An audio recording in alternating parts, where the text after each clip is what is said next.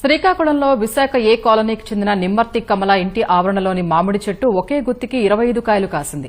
అదీను మొండి మొదలుకే ఆ గుత్తి వేసింది. 6 నెలల కిందట చెట్టు కొమ్మను కొట్టేశారు.